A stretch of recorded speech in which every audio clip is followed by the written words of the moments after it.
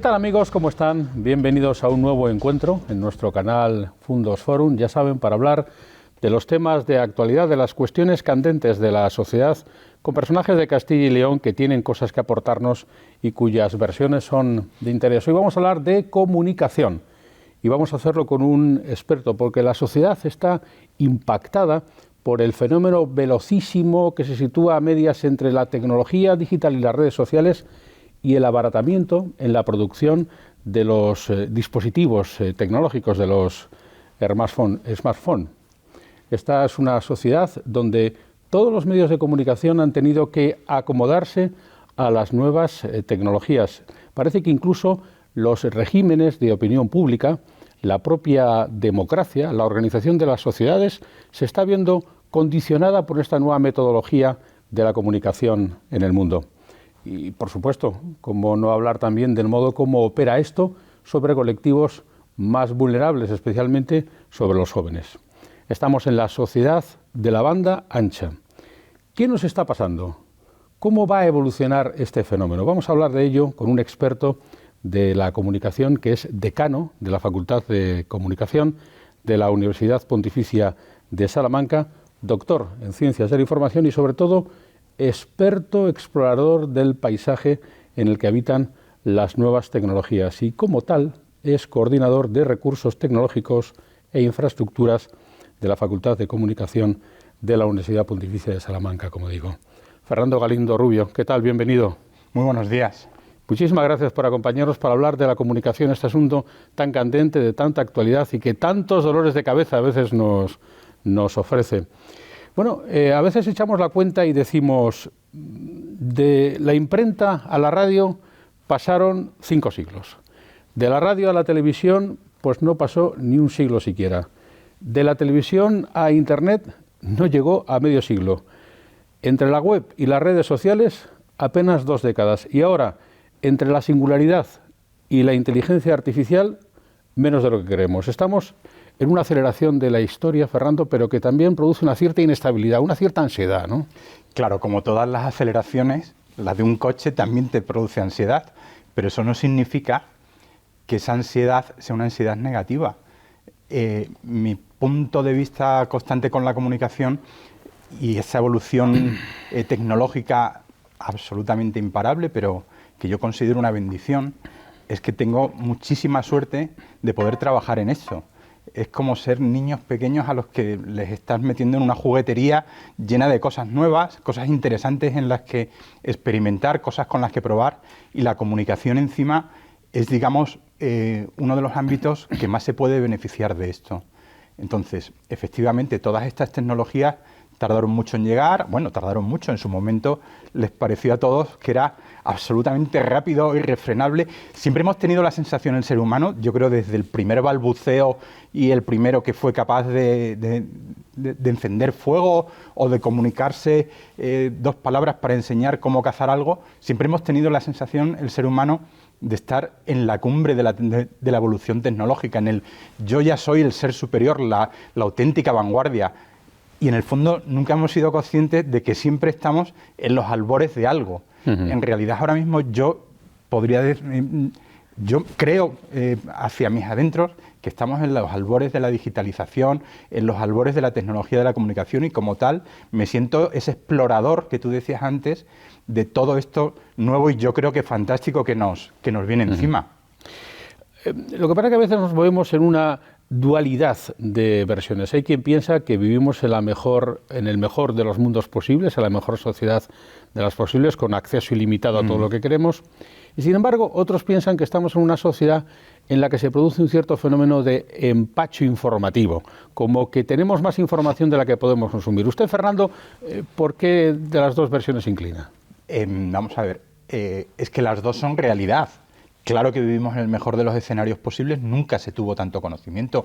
Hay que ser un poco realista y pensar en fenómenos como el que se acaba de producir, que toda la ciencia se ha juntado para fabricar una vacuna que parece que nos va a liberar de esta esclavitud pandémica, ¿no? Esto se ha producido gracias a la comunicación, gracias a la posibilidad de intercambiar contenido entre miles y miles de centros científicos, centros de estudio, de investigación, que han podido, entre todos ellos, configurar esto. Vamos a pensar en esto hace, no digo 100, hace 25 años hubiera sido imposible. El genoma humano hubiera sido imposible. Entonces, claro que sí, que estamos en el mejor de los mundos, es prácticamente una panacea, pero ojo, lo que decía antes, que no lo voy a dejar de repetir en toda la entrevista, estamos al inicio de todo esto. Lo que nos viene encima y nos viene súper rápido y dentro de muy poquito va a ser alucinante, pero es verdad que también tenemos una sobrecarga de información. El problema no es la sobrecarga de información, el problema es que el ser humano no está ahormado, no está fabricado para consumir esa sobrecarga de información. Y no solo eso, sino que, vamos a ver, el problema es que la queremos consumir de la misma forma que consumíamos la información hace 20, 30, 50 años, donde había 6 periódicos y una buena mañana de domingo tú decías, oye, igual me da tiempo hasta leerlos a todos. Ahora queremos intentar consumir con la misma capacidad de comprensión, de entendimiento, de reflexión, que antes lo hacíamos con un artículo de cualquier gran periodista. Esta es la diferencia. Entonces, ¿qué hace falta ahora? Hace falta selección de información, hace falta curación de contenido, hace falta que lo que nos llegue sea bueno. Este es probablemente uno de los oficios, una de las competencias fundamentales que va a tener el periodista en los próximos años. Va a haber periodistas que, por supuesto, produzcan información, igual que se ha hecho ahora, pero va a haber un número importantísimo de periodistas que se van a dedicar a clasificar y a que yo, consumidor de información, igual que antes compraba un periódico, ahora me suscribiré a algo, no lo sé lo que es, que me dirán, mira, Fernando, este contenido es bueno, esto está contrastado, esto realmente es así. Todo esto, bueno, pues será la forma también de poder monetizar esa información que ahora es muy difícil, ¿no? Por tanto, usted menciona, Fernando, cuando hace alusión al periodista como prescriptor, como ahormador de este magma en el que a veces nos vemos perdidos, de una especie de reeducación nuestra como consumidores de la información, que tengamos que cambiar un tanto los parámetros para vigilar criterios quizá de calidad. Claro. Es muy difícil como consumidor intentar ser tú mismo el que sea capaz de desgranar toda esa información. No solo desde el mal periodismo, entre comillas, el periodismo barato, o la cantidad de medios, sobre todo medios digitales, que han crecido con la intención de, bueno, simplemente tener un producto en mercado que mediante la generación de publicidad y tal, pues permita a un grupo de personas, de empresarios, vivir de esto. Que bueno, oye, en el fondo, en una economía de libre mercado es legítimo hasta ahí. Es muy difícil ser consumidor, lo que te decía, y ser capaz de abordar tú esa tarea cada mañana, digamos. Entonces, yo entiendo que tiene que haber ese filtro que va a aportar el periodista, ¿no? Pero es que, claro, intentar hacer tú solo toda esa tarea diariamente es un esfuerzo inusitado. O sea, terminamos, de hecho, agotados. Agotados, ¿no? Sí. ¿Por qué? Porque cada vez que veo algo que sospecho que puede ser verdad o no, si quiero contrastar tengo que ir a 3 o 4 fuentes, al final hasta que no lo publica un medio de los serios y aún así se la han comido muchas veces. Entonces, bueno, es decir, yo creo que es importante que haya gente seria. En este sentido, lo que hablábamos antes de empezar la entrevista, va a haber tecnologías que ayuden mucho a esto, ¿no? Hay una tecnología que a nosotros en la facultad, en algún sector de la facultad, que nos dedicamos a la investigación a ello, estamos empezando a trabajar, y es la tecnología de blockchain, que se conoce mucho por las criptomonedas y todo esto, pero que, insisto, la criptomoneda es la aplicación más simple, más evidente de lo que se puede hacer con blockchain, que en realidad es una tecnología que me permite certificar la autenticidad de una transacción, de una operación, de cualquier envío de datos de un sitio a otro, me permite certificar su autenticidad sin tener que pasar por instituciones, medios garantes, etcétera, sino que punto a punto, utilizando una red de ordenadores infinita, entre ellas se van haciendo preguntas complejas, preguntas matemáticas complejas, y al final eso permite tener una certeza, un cifrado seguro. Si el periodista es capaz de hacer contenido de calidad, verdadero, bueno, lo que siempre quisimos los periodistas, ¿no? O sea, todas esas características que nos contaban en primero de carrera, y ser capaz de enviarlo por ahí hasta un destinatario y le liberemos de esa función que tiene que hacer todas las mañanas de esto será verdad, esto será mentira, esto será verdad, esto será mentira. Yo creo que por ahí se abre una línea no solo de empezar a dejar al lector, espectador, usuario descansar y no tener que hacer toda esta locura de trabajo diario, sino también una forma de empezar a monetizar de forma justa el trabajo del periodista, que ahora mismo está muy mal recompensado. Vamos a hablar de esto un poco más, porque efectivamente uno de los problemas que yo creo que tiene la sociedad en este momento es de verificación de las calidades de la información que se consume. Es muy usual que recibamos mensajes a través de WhatsApp o de otros procedimientos, le pasa a Twitter, le pasa a Facebook, donde la veracidad no está siempre contrastada. Estos procedimientos técnicos, logarítmicos, pueden permitir y ayudar a certificarlo. Pero ¿en qué medida, Fernando, piensa usted que las autoridades tienen que legislar sobre ello, lo mismo que lo van a hacer sobre las criptomonedas o lo mismo que lo hacen sobre las etiquetas de la leche pasteurizada? Claro, claro que sí que tienen que legislar, pero el problema es que los sistemas legisladores occidentales y no occidentales, imagino, lo conozco mucho menos, son tan lentos, que cuando quieren llegar a legislar, esa tecnología ya está obsoleta. Es decir, el sistema debería intentar buscar una forma de legislación rápida para todo lo que tenga que ver con las tecnologías de la comunicación. Si no, es imposible, porque cada vez que el legislador quiere legislar, necesita el apoyo de la jurisprudencia, de un montón de sentencias ya que hayan salido favorables o desfavorables a cualquier cosa para poder decir, bueno, pues ahora nos sentamos a legislar. Cuando quieren llegar, es imposible. ¿Por qué no está legislado la criptomoneda, el Bitcoin? Pues realmente por esto, porque nadie sabe en realidad cómo legislar sobre esto. Y es que, a ver, en el fondo Internet propone una cosa que cambia, digamos, toda la percepción de la vida. Hablamos, por tanto, que la sociedad de la información modifica los sistemas electorales en la medida en que las elecciones son cada vez más condicionadas por los regímenes de opinión pública. Debería también condicionar, según usted menciona, las propias dinámicas legislativas. En el fondo, la sociedad está cambiando muy, muy rápido, ¿no? Claro, pero yo creo que bueno, pero esto es algo bastante lógico. Se subestimó qué era esto de Internet, ¿vale?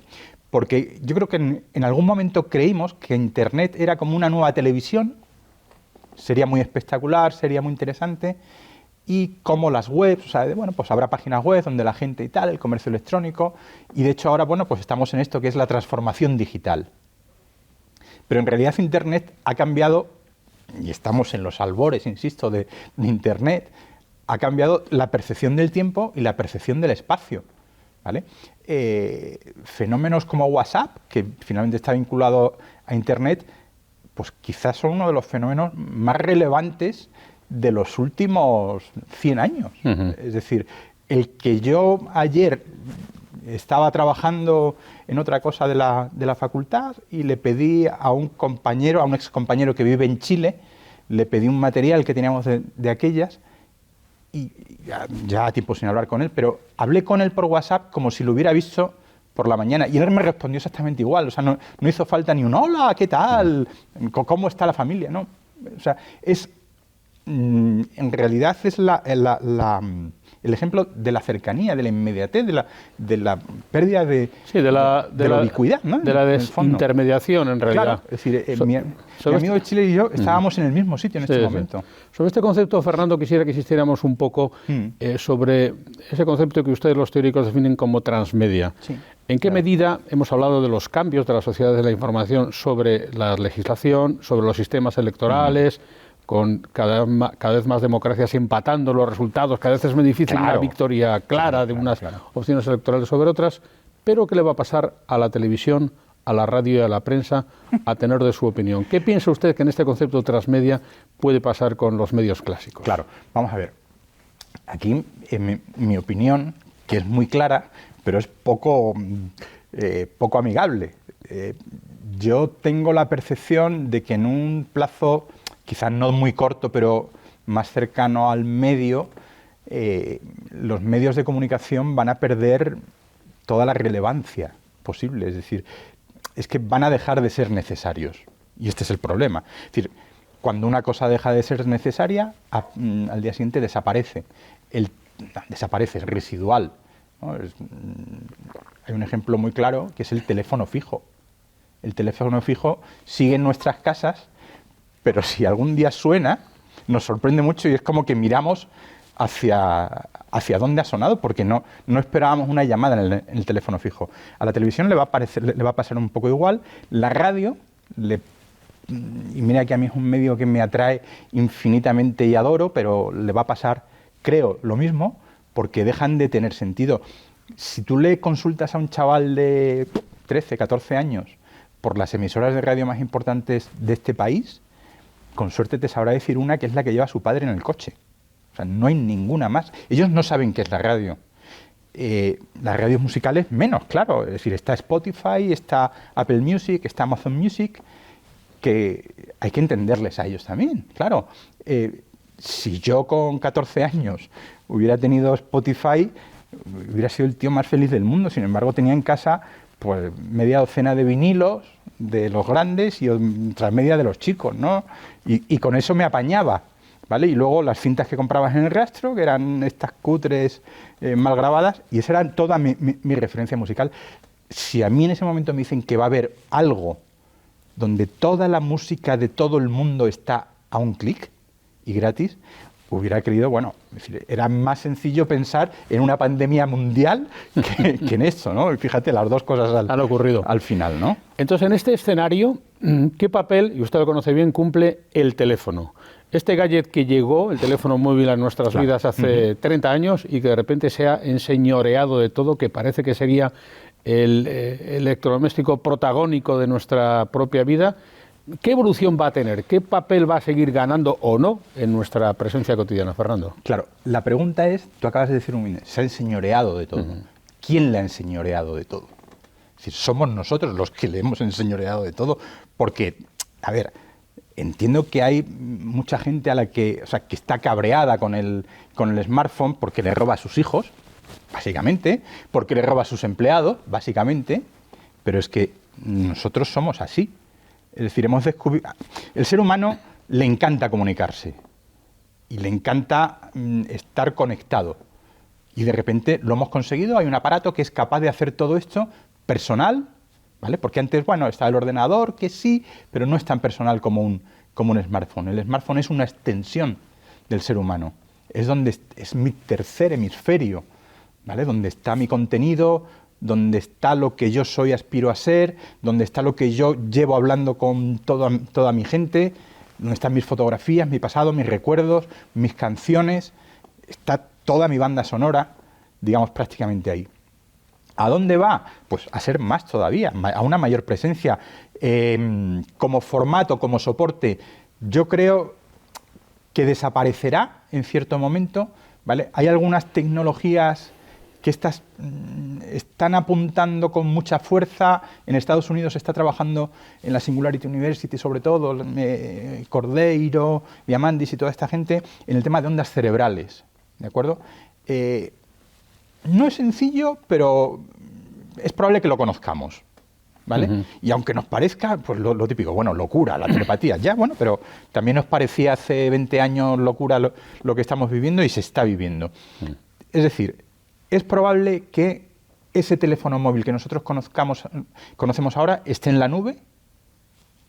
Hasta ahora están en la nube los datos, pero que el nivel procesamiento también esté en la nube y que nuestra conexión con él sea por un aparato mucho más discreto, ¿vale? O será lo que hemos pensado siempre, lo que tienen los perros, un chip injertado, ¿no? Entonces, algo de esto es cercano, está bastante cercano.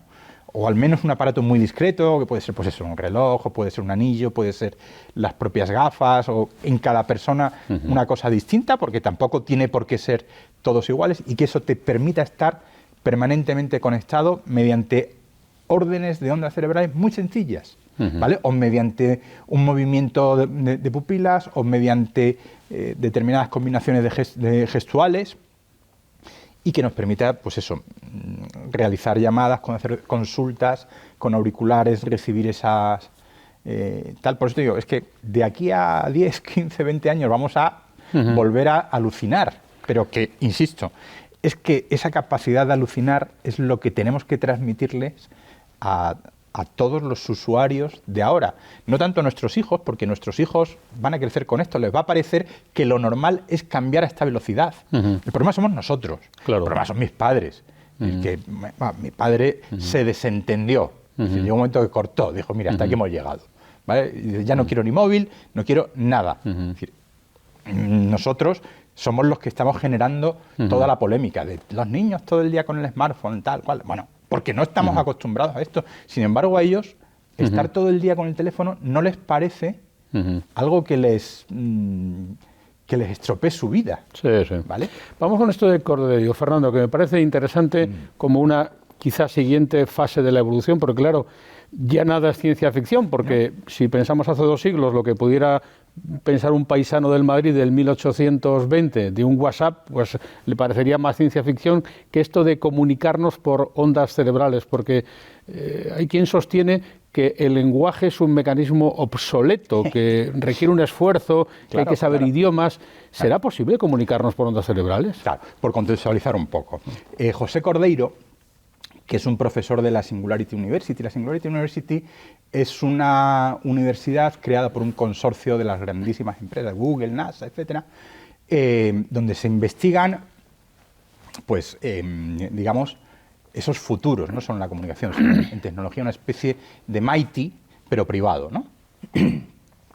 Se llama Singularity porque el día de la singularidad es el que se supone que las máquinas comenzarán a crear máquinas. O sea, es el día que nosotros no tendríamos que decirle a una cosechadora, crea otra cosechadora, porque con 2 cosechadoras este campo se rentabiliza mejor, ¿vale? Lo harán ellas y ya está. Nosotros estaremos en la playa, ¿no? Viendo cómo se produce esto.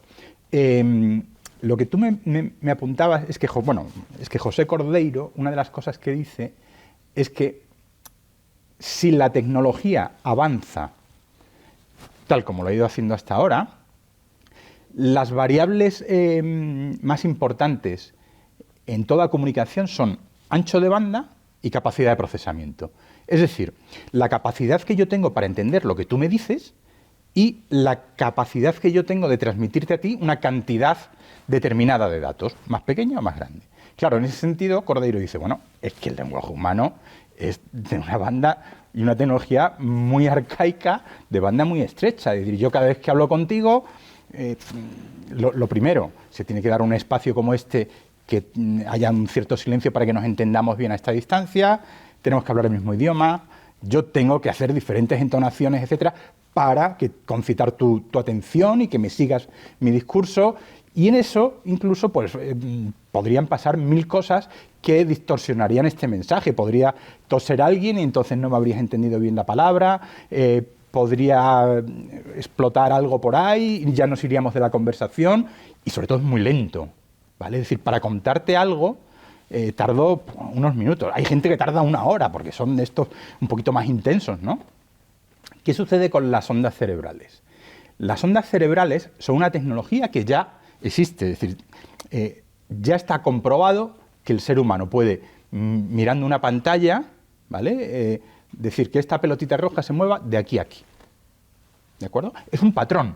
En realidad, lo que le han puesto en la cabeza son unos electrodos que reciben esas diferencias de voltaje, estructuran un patrón a base de repetir ese patrón. Lo que le dicen al sistema informático es: cuando tú recibas este patrón, mueve la pelota de aquí a aquí. ¿Vale? Lo que dice Cordeiro es, vale, escalemos esto. Escalémoslo porque, teóricamente, la tecnología apunta a que el ancho de banda va a crecer hasta límites absurdos, ¿no? Y que la capacidad de procesamiento también. Luego, si hay electrodos que son capaces de aumentar su ancho de banda de tal forma que recojan todos nuestros patrones de pensamiento y sean capaces de empaquetarlo en unos y ceros y sean capaces de distribuirlo a una velocidad enorme, yo a ti te puedo contar toda mi vida igual en 3 segundos. Con lo cual tú tendrás conocimiento de toda mi vida en 6 segundos. Y sin verbalizar nada. Y sin verbalizar nada. Claro, incluso cosas mucho más interesantes como que podremos transmitirnos sentimientos, que hasta ahora le tenemos que poner palabras para decir lo riquísimo que estaba esta comida, ¿no? Pero tú imagínate que el chuletón que yo me comí el otro día, yo te lo pudiera hacer sentir a tus sentidos, a tu gusto, a tu olfato. Sería increíble, ¿no? O incluso cosas muy chulas también como que hacia atrás ya no, pero nosotros ahora mismo, digamos, mi pensamiento pueda quedar registrado y mis nietos, tataranietos, tataranietos y tal, puedan entender lo que pensó su abuelo en 2030 sobre determinadas temáticas y poder, es decir, en aquel momento poder hacer unos análisis mucho más lógicos de los que hacemos ahora cuando pensamos, por ejemplo, en el descubrimiento de América y unos dicen que fuimos unos canallas y otros que fuimos maravillosos. Si hubiéramos tenido noción de en realidad qué se pensaba en ese momento, sería increíble. Pues según Cordeiro, esto está por llegar, ¿vale? Y no está tan lejos, es una cuestión de desarrollo tecnológico. Y cuando hacen esos brindis al sol, que yo, por supuesto, todo lo que estoy contando aquí no es más que el reflejo de esos brindis al sol, incorporándole algún ejemplo, alguna idea mía, que también es otro brindis al sol, y por el que, por Dios, que nadie me pida dentro de 20 años, tú dijiste esto. No, no, es decir, son elucubraciones que tienen su base en que si la tecnología sigue evolucionando tal cual evoluciona ahora, entendiendo que la curva de evolución de cualquier tecnología comienza a ser exponencial llegado a algunos puntos y esos puntos están llegando, es probable que esto pueda pasar, ¿vale? ¿Qué sucede con todo esto? Pues José Cordeiro también habla de la desaparición de la muerte per se, es decir, también la medicina, también la ciencia evolucionará de tal forma que las enfermedades dejarán de existir, con lo cual el hombre dejará de morirse, ojo, de enfermedades, ¿vale? Con lo cual la vida puede durar muchísimos años, potencialmente muchísimos años. Eso supone un replanteo también de lo que es la vida, porque si somos un poco conscientes, nuestra vida hasta ahora ha estado enfocada al final, el punto último es librarnos de la muerte, ¿no? Nos vestimos, comemos, nos reproducimos y tal para que no nos muramos. O sea, claro. Al final siempre ha sido, al final me pego contra un muro porque al final siempre me muero, ¿no?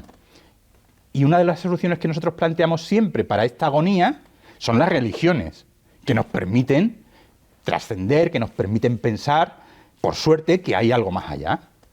Si tú no te mueres, ¿qué papel tienen las religiones en ese final, ¿no? A lo mejor, hombre, desde mi punto de vista, que soy católico, tiene mucho sentido porque te conduce en una forma de vida durante todos esos años. Pero la parte premio deja de ser relevante, a lo mejor es más consecuente, ¿no? Claro, en ese contexto, si la muerte queda condicionada por la falta de enfermedades, todos pensamos que habrá un tipo distinto de médico, por ejemplo. Hablando de los periodistas que ustedes están formando, ¿qué tipo de periodista están ustedes preparando para esta sociedad del futuro inmediato? ¿Qué tipo de demiurgo que maneje todo ese magma de información creen ustedes que va a necesitar el mercado laboral dentro de 8 o 10 años?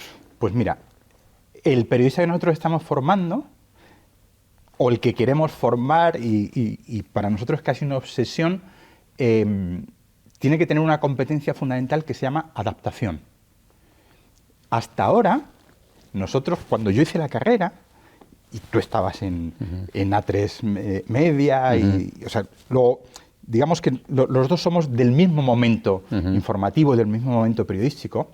Una de las competencias que vosotros nos pedíais a los alumnos que salíamos de la Pontificia o a los profesores que formábamos era que sepan cámara, edición, etcétera, que sean lo que llamábamos ENG, ¿no? Un periodista completo que supiera esto. Si hiciéramos la extrapolación ahora, diríamos, bueno, pues un chaval que sepa manejar fenomenal la cámara, el programa de edición de vídeo, las redes sociales y tal, pero yo creo que hay que ir un poco más allá. Es decir, las herramientas han dejado de tener importancia. O sea, ya no se trata de ser bueno en esto o ser bueno en esto, sino de ser consciente que cada muy poquitos años llega algo nuevo al escenario comunicativo y lo más importante que tiene que tener un periodista es ser capaz de cogerlo, traérselo a su terreno y trabajar con él, ¿vale? Esa es la adaptación de la que yo hablo. En este sentido, las propias empresas que están en la vorágine ahora de la transformación digital, ¿no? Es decir, ahora todas las empresas, y más desde el COVID, todos quieren tener su página web online para e-commerce, etcétera, están invirtiendo mucho dinero en la transformación digital. La frustración que van a tener las empresas dentro de 8 o 10 años es tremenda, porque esa transformación digital que están haciendo, la mayoría creen que es un trabajo definitivo. Igual que cuando tenías bueyes y compras un tractor, revolución industrial. Ya con esto tengo para toda la vida.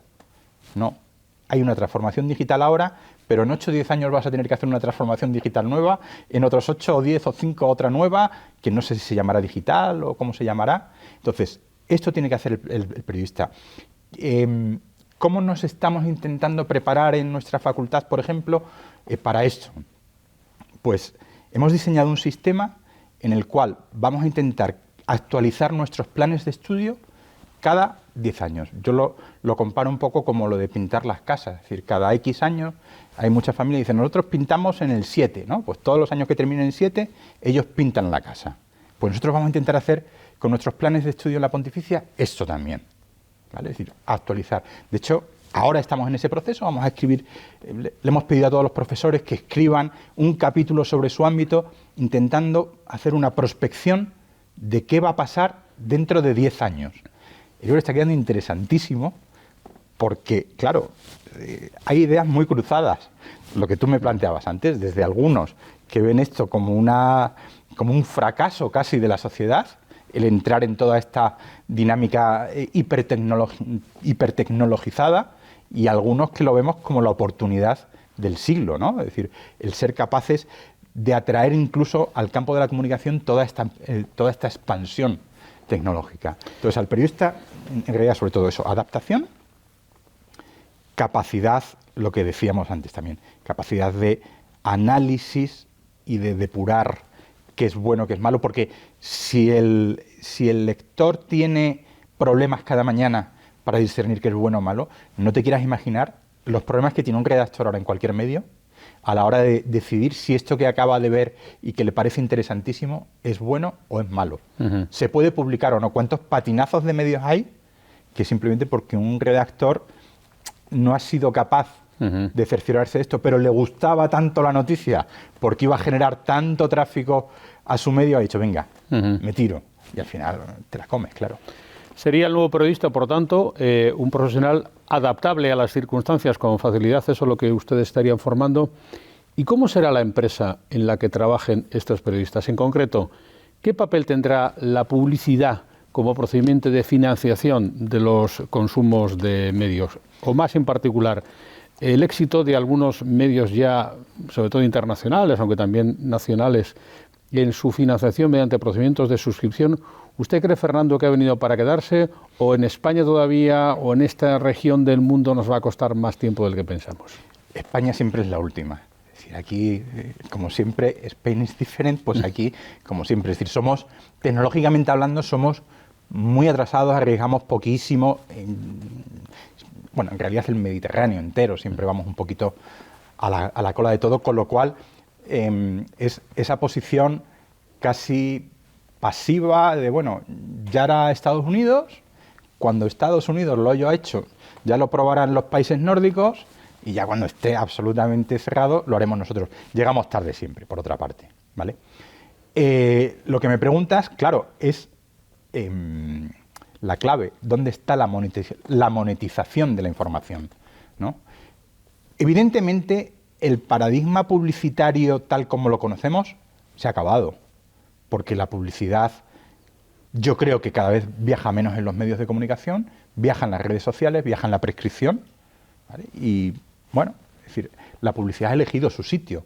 Es decir, nosotros no le podemos decir al empresario que se anuncia que se tiene que, sí o sí, anunciar en el Día de Valladolid, o anunciar en el Norte o en la Gaceta, porque va a tener mayor rendimiento, ¿no? El anunciante no es tonto, el anunciante sabe dónde tiene que anunciarse. Y las redes sociales probablemente a estas alturas gestionan mejor la publicidad en el pool de medios del usuario, ¿no? Entonces, por ahí yo creo que no va a ir.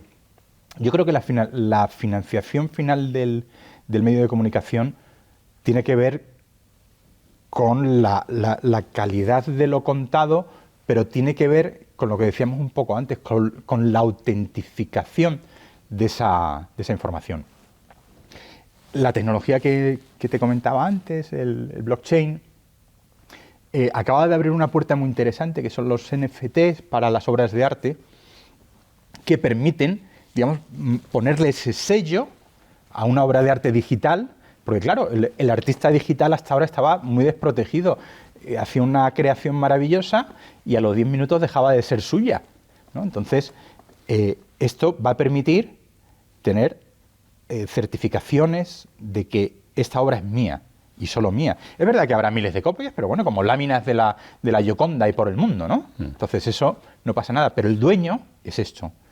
Y esto les va a permitir entrar, por tanto, en el mercado del arte, que haya coleccionistas de arte que empiecen a comprar obra digital y, por lo tanto, el arte digital volverá a ser, o sea, el arte volverá a ser algo rentable. El señor que es bueno haciendo escultura o haciendo pintura volverá a querer hacerlo y además hacerla buena sin estar sometido al circuito más comercial. Bueno, entonces todo esto mejorará la cultura.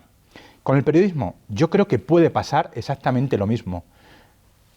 Un profesional de la información que haga crónicas buenas y sea capaz de autentificarlas, ese profesional se lo va a poder vender a un medio de comunicación y directamente ese medio de comunicación le pagará a él, porque habrá sujetos, usuarios, receptores, lectores, televidentes, como queramos llamarlo, que al encontrar el nombre de esa marca personal de periodista y haberle leído ya 50 veces y haber encontrado que las 50 veces no dijo ni una sola mentira y todo lo que dijo luego fue contrastado, dirá, yo quiero eso, ¿vale?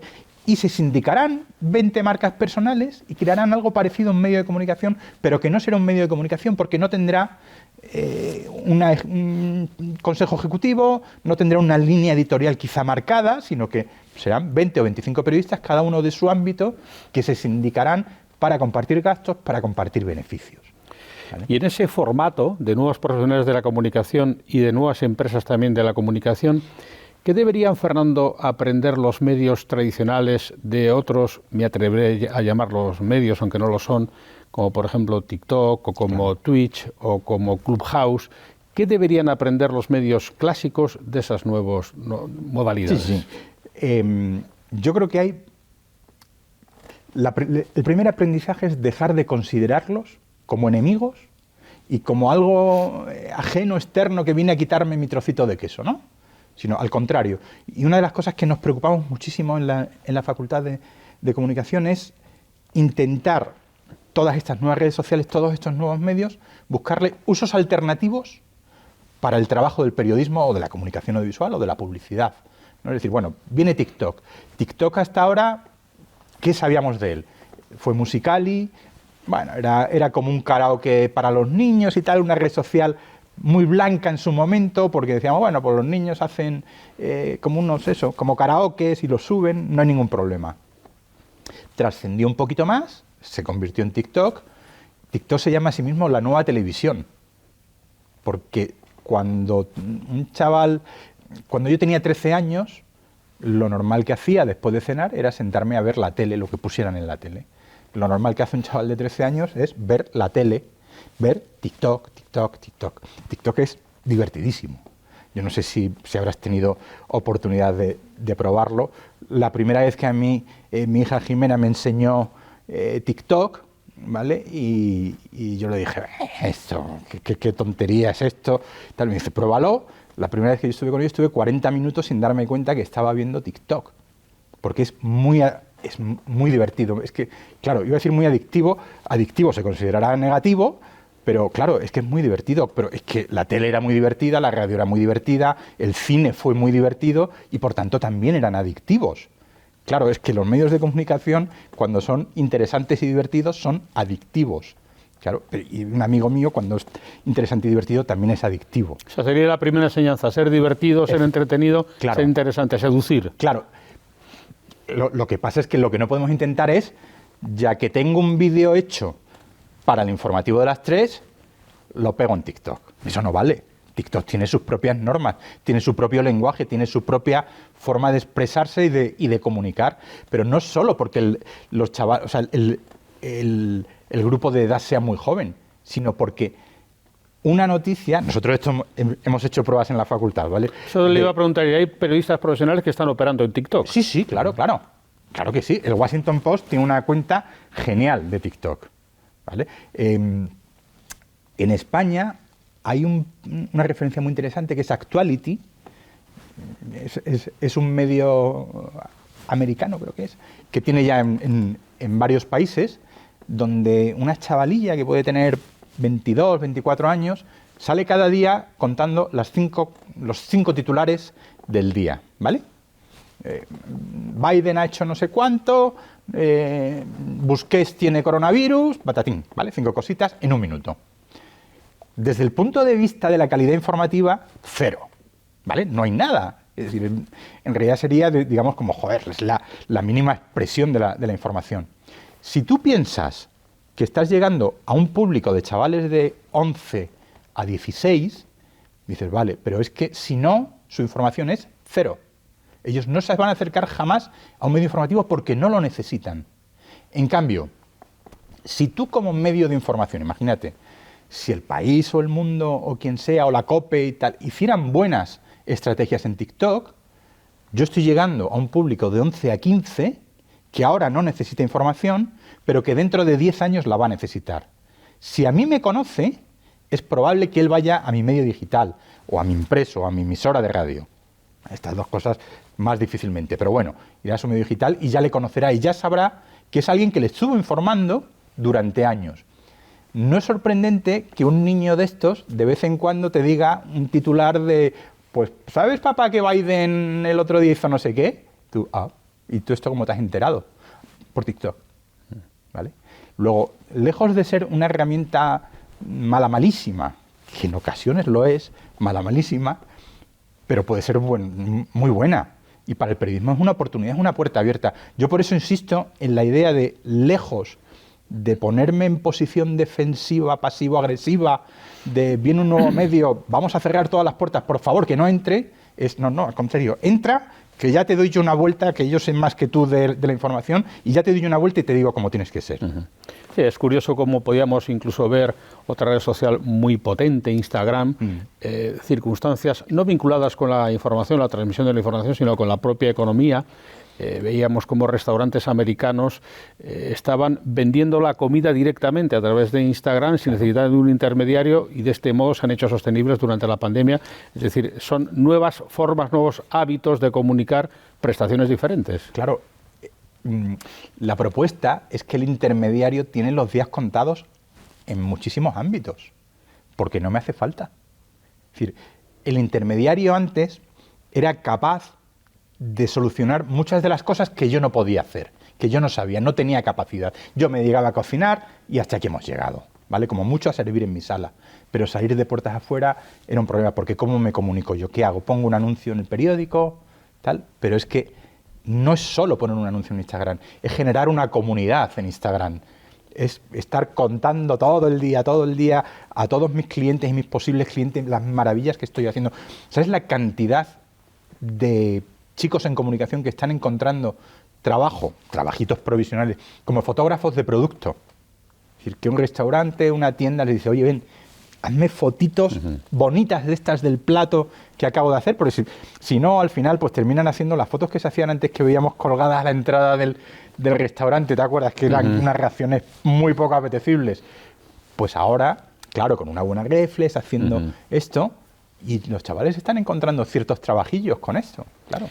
Se nos va el tiempo y como el asunto es tan apasionante, Fernando, no quisiera yo dejar de abordar 2 temas que creo que son de máximo interés también en la comunicación en este mundo futuro que ya estamos tocando con las manos. Uno de ellos es la comunicación local, el periodismo local y regional, el más inmediato, del que ahora hablaremos. Pero antes, déjeme que le pregunte por el periodismo declarativo. porque están los hechos y están los hechos que se producen para que se conviertan en hechos informativos, las declaraciones. ¿Qué interés piensa usted que va a seguir teniendo la capacidad que tienen los gabinetes o los instigadores de comunicación para seguir generando material de consumo informativo más allá de los hechos creados o los hechos verbalizados? Claro, siempre van a estar cada vez más instituciones, cada vez más empresas tienen miedo porque están las redes sociales, miedo porque están muchas webs, es decir, porque tu mensaje, lejos de estar controlado, y esto hace un poco, hay que ser un poco reflexivos. Antes las instituciones y las empresas no tenían miedo porque los que iban a las ruedas de prensa o a los que les filtraban los comunicados eran periodistas y estaban en el mercado de la información. Ojo, cuídame que yo mañana te cuidaré, ¿vale? Si tú hablas bien de mí, yo te daré publicidad institucional, ¿vale? Entonces había siempre esa idea. El problema es que ahora no. Ahora ellos cuentan, ese lenguaje pasa a ser de propiedad universal y a partir de ahí se exponen, claro, a que tal. En este sentido, por ejemplo, uno de los nichos de mercado que está siendo muy interesante para nuestros alumnos es ser el gestor de redes sociales de equipos de fútbol de élite. Vamos, profesionales y de jugadores de fútbol profesionales.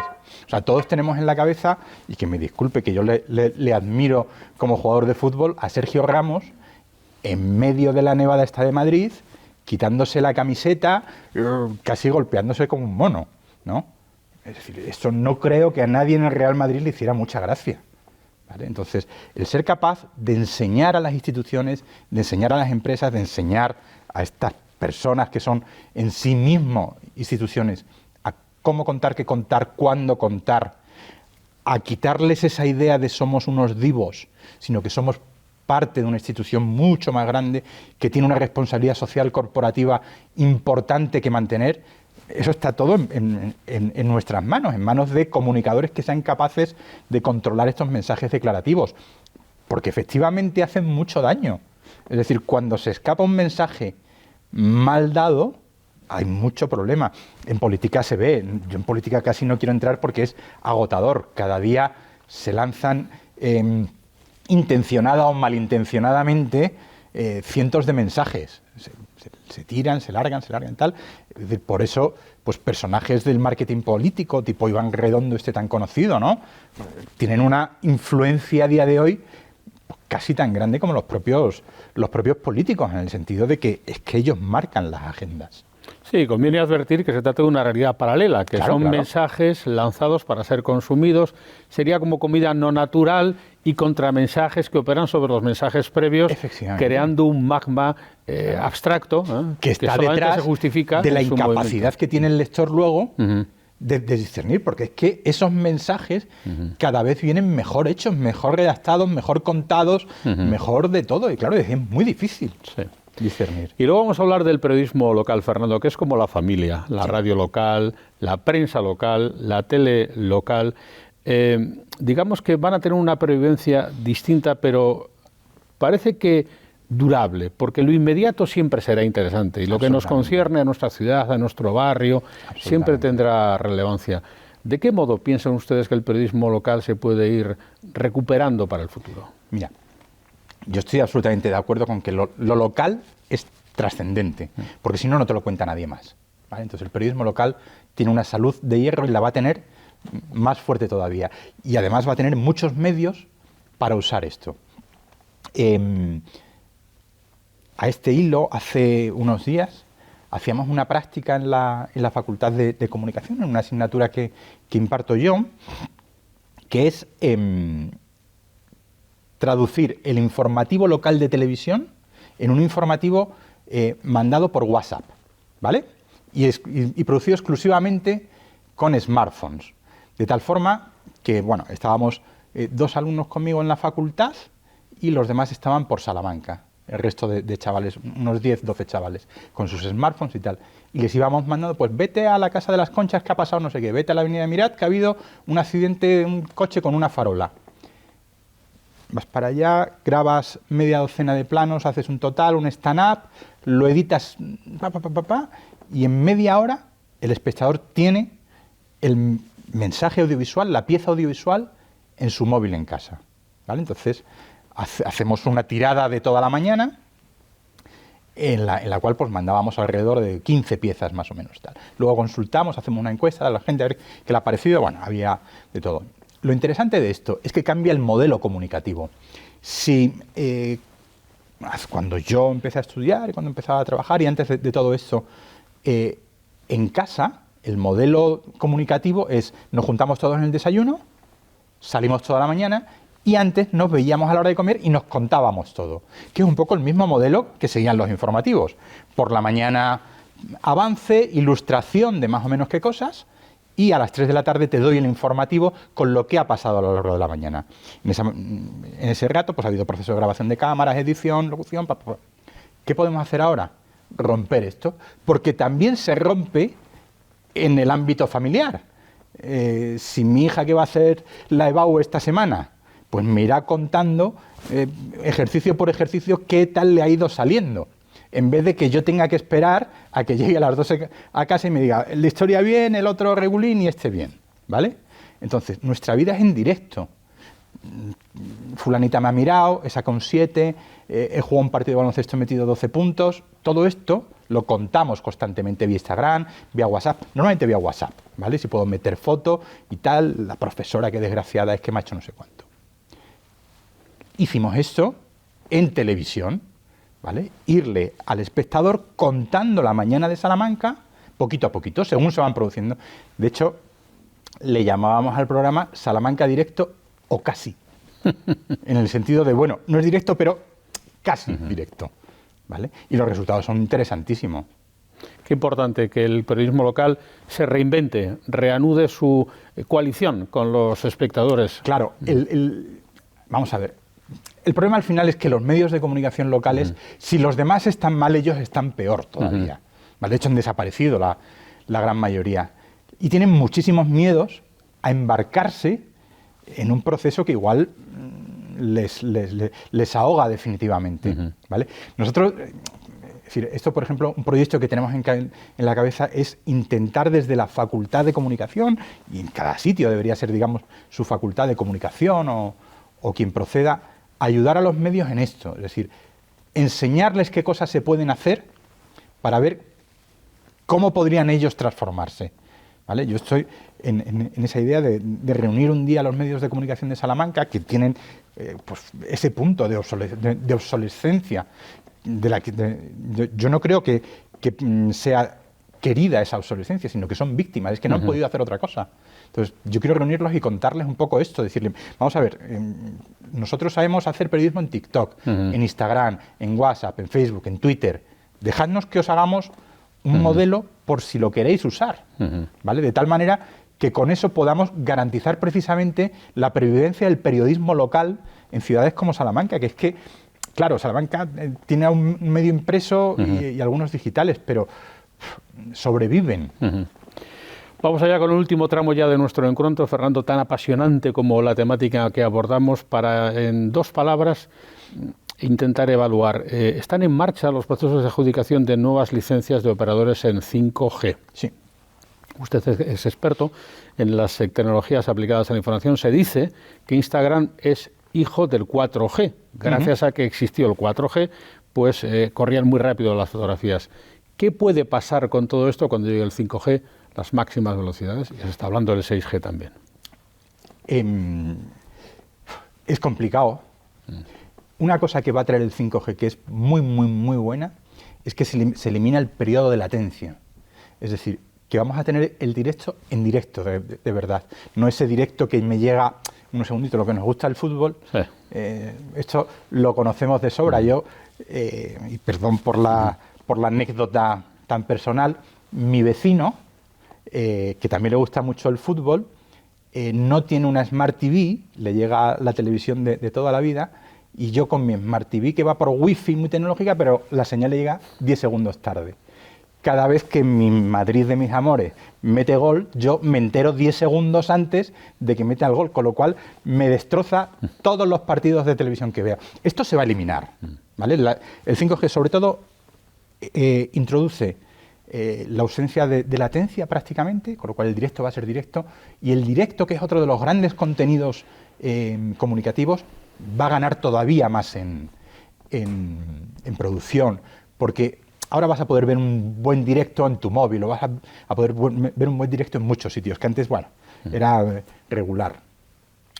Y luego tiene que ver con el Internet de las cosas, el Internet of Things, en el momento en el que todo lo que tenemos y vemos va a estar también conectado. Es decir, el 5G permite miles de IPs por centímetro cuadrado en la superficie del planeta. Entonces eso significa pues, que hasta las rayas de tu corbata van a estar conectadas, de tal manera que un día las quieres rojas y azules y otro día se podrán convertir en verdes y naranjas porque tienes el día más divertido o más alegre, ¿no? Entonces, todo esto incidirá en ese enorme cambio que vamos a experimentar en los próximos 10 o 15 años y para el que yo insisto, le pediría a todos los espectadores optimismo y vamos a por él, ¿no?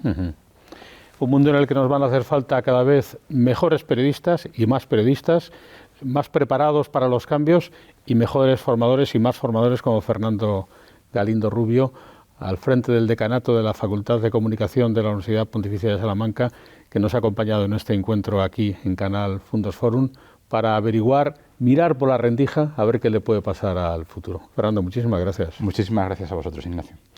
Y hasta muy pronto en un próximo encuentro aquí en nuestro proyecto de innovación cultural en Canal Fundos Forum.